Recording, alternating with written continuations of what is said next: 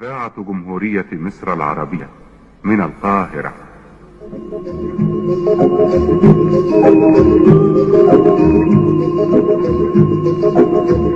من حديقة الشعر والكلمات أقدم لكم قطرات الندى، لمحة شاعرة نقدمها لكم كل صباح.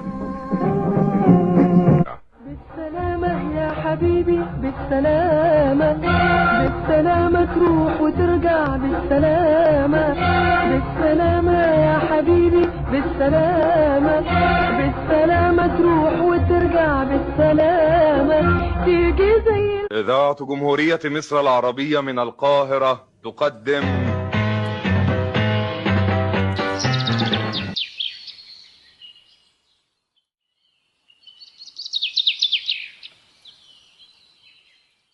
يا صباح الجمال على احلى اخوات في الدنيا، وحشتوني قد الدنيا كلها.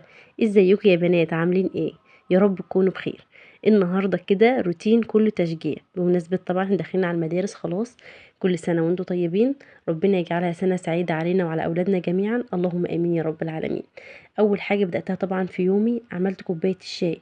انا لا اما بشرب كوبايه شاي يا كوبايه قهوه، اهم حاجه كده تظبط الدماغ وتفوقنا. وكان في بسكوت كده، قلت اما يعني اغير ريقي كده بسكوتين، لاني بصحى من النوم يا جماعه ما بحبش افطر على طول. في ناس كتيره كده زيي بتصحى لازم كده ان هي يعني تاخد وقت عم تفطر، فانا من الناس دي.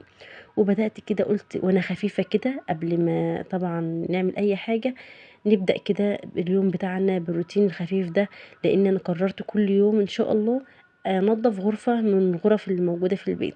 يعني النهارده غرفتي، بكره غرفه الاولاد، كل يوم كده ننضف غرفة مع بعض، عشان طبعا نخش كده على المدارس واحنا فايقين لأولادنا، وان احنا طبعا نكون كده فاضيين طبعا للنشاطات اللي هنعملها والمدعكة اللي هنشوفها ان شاء الله يعني. فبصراحة بدأت كده ان انا اشتغل في الأوضة بتاعتي، ان انا انضفها وامسحها، لان بصراحة كان العزال حسيته متطرب، وكمان يعني اللي هو مضبع كده، او هو يعني عليه بصمات كده من ايدينا. فقلت ان انا لازم بقى ايه، امسكه كده امرشه يعني مرشه محترمه. هنا بدات طبعا اشيل الملايه بتاعت السرير عشان نغيرها وننفض طبعا التراب. اهم حاجه ننفض الاول قبل ما نلمع، لان التراب هتطلع من المرتبه او من الكفر هتيجي على العزال، فاحنا لو لمعنا الاول هيتطرب تاني.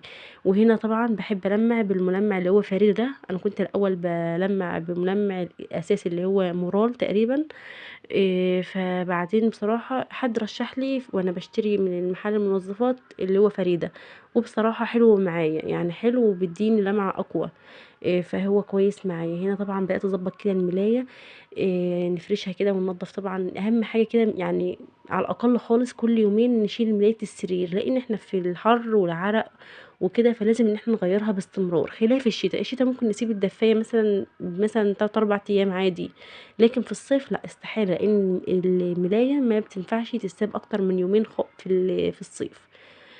فهنا بصراحة يعني التنظيف ده بياخد قلبي لحتة تانية خالص. خاصة لما بكون صاحية وعندي باور، يعني عندي نشاط كده ان انا انظف، بكون فرحانة. يعني انا بكون فرحانة فعلا لما اكون يعني عندي باور كده وانا بنظف، خلاف لما بكون قايمة همدانة. في الفترة الاخيرة يا بنات والله يعني كان عندي طاقة سلبية رهيبة. وكنت فعلا عندي خمول رهيب، خمول فظيع، ودايما حاسه ان انا مكتئبه، وحاسه ان انا مش قادره اعمل حاجه، عظمي مكسر.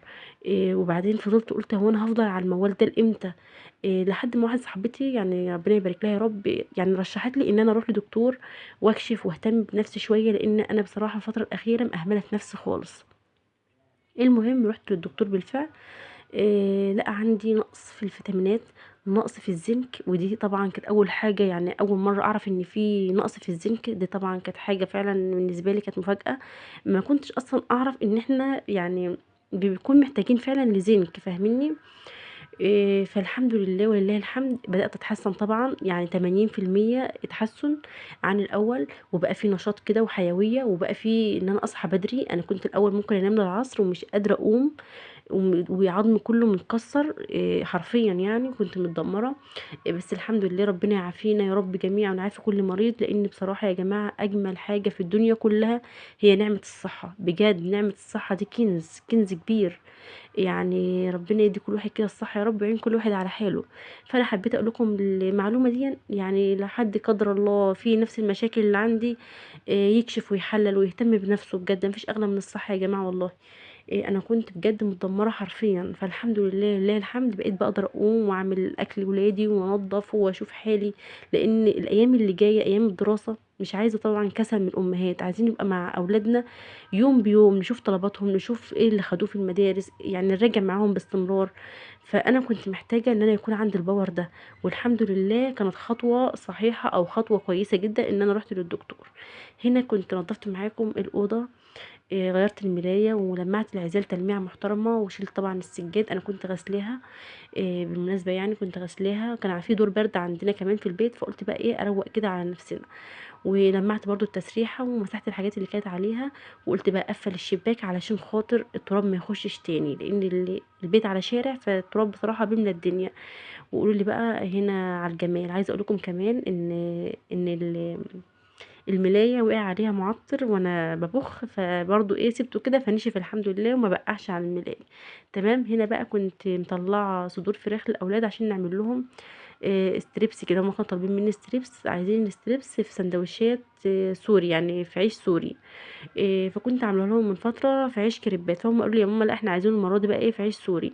انا يا جماعه بحب اشتري الفراخ تكون صاحيه قدامي، وان انا اشوفها وهي بتتذبح، واجيبها اعملها لاولادي ستريبس بقى، اعمل لهم شيش طاووق اي حاجه. اهم حاجه ان انا اشوف الفراخ قدامي مذبوحه، لان بصراحه الواحد ما عادش بيثق في، يعني ما عادش بيثق ان هو يجيب الحاجه كده بالعمياني، لا. خاصه الفراخ اللي هي بتبقى بانيه او الصدور اللي بتيجي بانيه دي، انا بحب اشوفها، يعني احب اعملها انا لاولادي في البيت.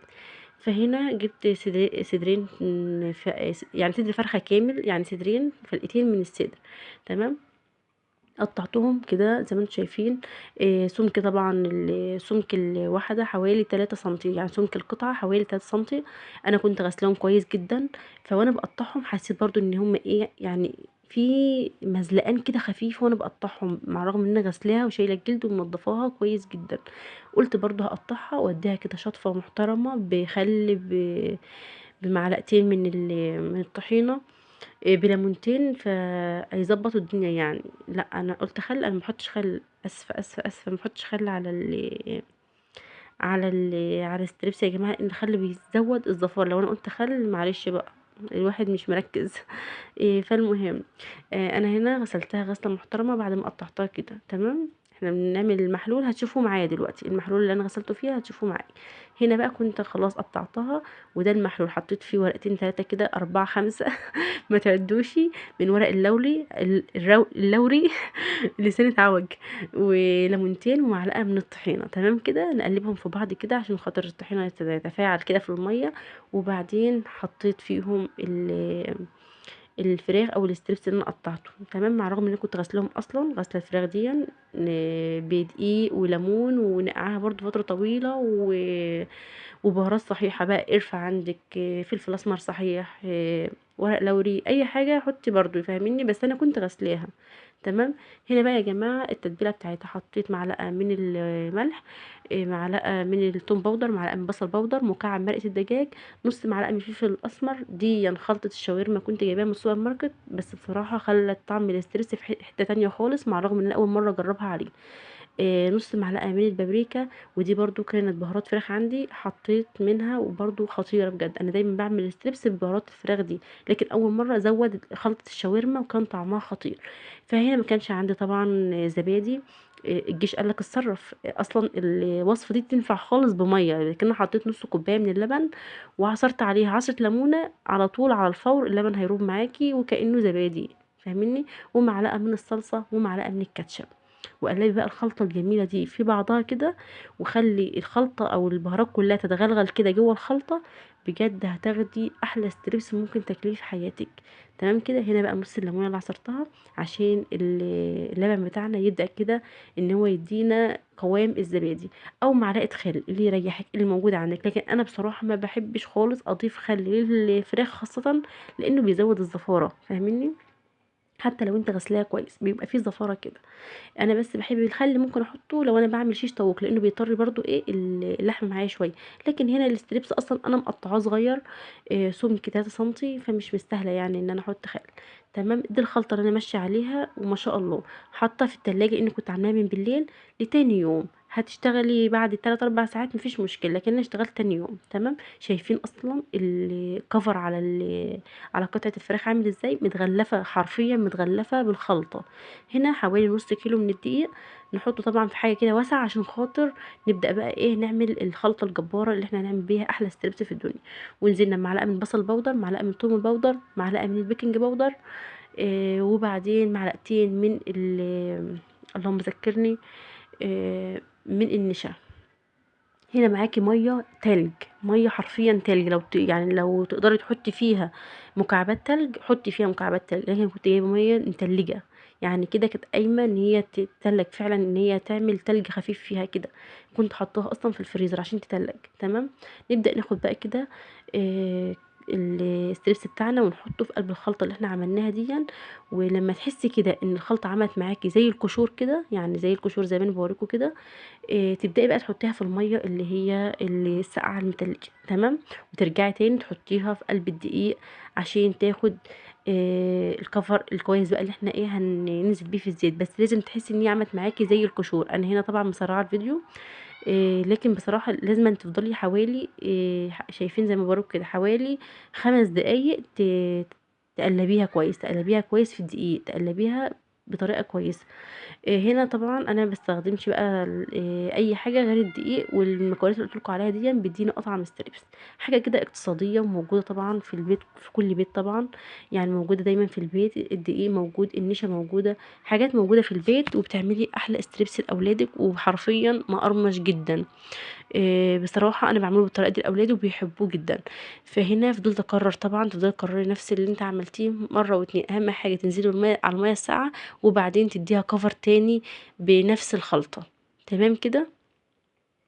أنا هنا كنت باوريكم طبعًا إن القشور لازمًا تكون عاملة زي إيه قشور عليها كده عشان تدّيكِ القرمشة، فاهمينّي؟ وتفضلي تقلّبي فيها ما يقلّش عن 5 دقايق، تفضلي تقلّبي كتير وتتّكي على الدقيق، تتّكي على الدقيق. الله أكبر، الله أعظم، الله أكبر، الله أعظم.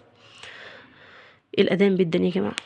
فهنا طبعًا كنت خلّصت كده الكمية، وبعدين أول لمّا تيجي بقى على زيت غزير كده، بس الزيت يبقى ساخن كويس، وتفضلي تنفّضي طبعًا التتبيلة عشان ما يملاش ليكِ الزيت من الدقيق، وتنزلي بقى على زيت سخن. تمام. وبعدين خلّي النار متوسطة شوية عشان ما يتلسعش منِّك أو ما يتلهفش منِّك. ما تتريقوش على اللهجة يا جماعة وعلى اللغة، عشان في ناس كده بتتنمر. فالمهم تنزلي كده على زيت ساخن، أهم حاجة زيت ساخن عشان ياخد اللي هي الصدمة الأولانية، وبعد كده تقلّبي بقى كده. بصراحة والله الكاميرا ظالماه، يعني الكاميرا فعلًا مغمّقاه كمان، يعني الكاميرا مغمّقة لونه شوية، هو كان فاتح شوية بصراحة عن كده. وكان مقرمش جميل جدًا. أنا يعني هاوريه معاكم دلوقتي. كنت اشتغلت كمان بعد حوالي ساعتين أو ساعة ونُص، أنا حمّرته وركنته كده على الرخامة. رُحت مشوار ورجعت بقى بدأت أعمل لهم بقى السندوتشات اللي هُم عايزينها، وبعدين هُم كمان كانوا في الدروس عمّا رجعوا من الدروس. شايفين؟ كلموني بقى على الجمال، يعني ده كمان بعد ساعتين ونُص أو تقريبًا أو 3 ساعات لمّا رجعت من المشوار بتاعي. وهنا يا بنات كنت محضّرة طبعًا عيش سوري، كنت شارياه من السوبر ماركت، كان ابني جايبه لي قبلها بيوم. يعني كان جايبه وهو جاي من الدرس، وكنت قايله له جيب لي يعني من السوبر ماركت وأنت جاي، فجاب. فعينته طبعًا في الفريزر ما بيجرالوش أي حاجة، ممكن تجيبيه وتعينيه عادي، تشيليه يعني ما بيجرالوش حاجة، ولو فاض منِّك عيش تعينيه عادي تاني. هنا كنت محمّرة طبق بطاطس ومقطّعة الفلفل، ومحضّرة طبعًا الكاتشب والتومية. أنا عملت معاكم التومية دي قبل كده، وإن شاء الله يعني الفترة الجاية يعني أو المرّة الجاية إن شاء الله لمّا نعمل أي مشويات تانية نبقى نكررها تاني. هنا كنت باوريكم العيش السوري بيكون جاي متطبق كده، فاهميني؟ يعني على طول على التقفيل، مش محتاج بقى ان انت تطبقيه ولا تعملي في اي حاجه، هو جاي على طول على التقفيل. نحط طبقه من التوميه وبعدين ننزل طبقه بطبقه من الستريبس بتاعك. وعلى فكره ممكن سندوتشات الشاورما دي تنفع برضو بالبانيه عادي خالص، يعني مش شرط ان احنا يا جماعه نعقدها على بعضينا ونعمل شاورما والحاجات دي، لا، طالما اولادك نفسهم في حاجه وطلبوها منك اعملها لهم عادي. وبعدين حطيت طبقه كده من البطاطس وطبقه من الكاتشب طبعا اهم حاجه، وكمان طبقه من المايونيز، وبعدين طبقه كده من الجبنه الموزاريلا، لان الجبنه الموزاريلا بتخليها في حته تانية خالص. حد عندك ما بيحبش الفلفل ممكن ما تحطش خالص فلفل، انا يعني عندي كده مجموعه مشاغبه، عارفين كل بيت لازم نلاقي فيه مشاغب كده بيطلع الاكل كده وبيطلع يفلي فيه. انا عندي نفس الشخصيه دي. فانا عملت هنا سندوتشات للمجموعه هتاكل بفلفل ومجموعه لا. تمام. عملت كذا واحد كده ايه بالفلفل يعني وكده. وهنا بقى يعني مش قادره اقول لكم مفيش انضف من الحاجه اللي معموله في البيت، عاملاها مضمونه 100%. طبعا 100%، مش يعني مش 80%، لا 100%. جايبه الفراخ صبحه، فراخ طازه، انت اللي غسلاها، انت اللي مقطعاها، انت اللي عاملاها لاولادك، فبالتالي هتعمليها بكل حب، مش حاجه بقى مش عارفين مصدرها ولا الكلام الفاضي اللي احنا بقينا بنشوفه، اللي بقى بيكتر يعني الامراض والكلام من ده. فاحنا مش عايزين حاجه شكل كده. اولادنا طالبين اكل زي بره نعمله لهم في البيت، وحتى لو كلفنا اكتر او اقل مش هتفرق بقى، بس انت عامله حاجه بحب. انت ممكن تكلفي اقل من بره وبعد كده تجري بقى على الدكاتره، لا ده تعبان، لا ده عنده ضعف مناعه من اكل بره والحاجات دي، فاهمني؟ وهنا ندهن الطاسه كده او الصينيه عندك، تدهنيها نقطه زيت خفيفه وتنزلي فيها بقى ايه, بالعيش اللي معاكي او السندوتشات اللي معاكي. تاخد لسعة بس كده من تحت، عشان العيش ده بيكون جاي يا جماعة مش مستوي سوا كامل، فاهميني؟ فاحنا لازم نديله القرمشة اللي هي بتاعة المطاعم دي. فالمهم هنا كلموني بصراحة على الجمال يا جماعة. انا محتاجة بجد تقولوا رأيكم. اولادي نفسهم قالوا لي يا ماما احلى من بره 100 مرة. قلت لهم طبعا يعني حتى معمول كده بنظافة ومعمول بحب، الام طبعا بتعمل حاجة لاولادها كده بحب واريحية كده. فبصراحة اللي بيحب اكل بره احنا ممكن نعمل مثلا مرة في الاسبوع، انا عن نفسي ممكن مرة في الاسبوع كده شبرق عليهم كريبات شاورما كده. لكن انا بحب الاكل البيتي، ان انا اطبخ رز، اطبخ مكرونة، اطبخ فراخ في الفرن، حاجات اللي هي تغذي، فاهميني؟ فدي بس مجرد كده في العشاء حاجة كده خفيفة كده يعني نراضيهم بيها. فجربوها لو مرة في الاسبوع لاولادكم بدل الشراء وكده من بره، فاهمني؟ لكن بقى لو احنا في مشوار وكده بنكون مضطرين ان احنا ناكل اي اكله بره لحد ما نرجع البيت. وهنا كنت حاطه خيار مخلل، احنا ممكن نحط خيار المخلل في السندوتشات بس انا سبته بره، فضلت ان هو يكون بره علشان لو حد يعني ايه مش حابب الخيار المخلل. وقسمته معاكم ما شاء الله والله كان جميل جدا، والف هنا وشفا يا رب. إيه ما تنسوش طبعا يا جماعه لو وصلتوا معايا لحد هنا تحطوا لي لايك للفيديو وكمان كومنت حلو زيكم. اشوفكم على خير ان شاء الله، فيديوهات جايه كتير. كنت معكم اختكم في الله آية، ومع الف سلامه.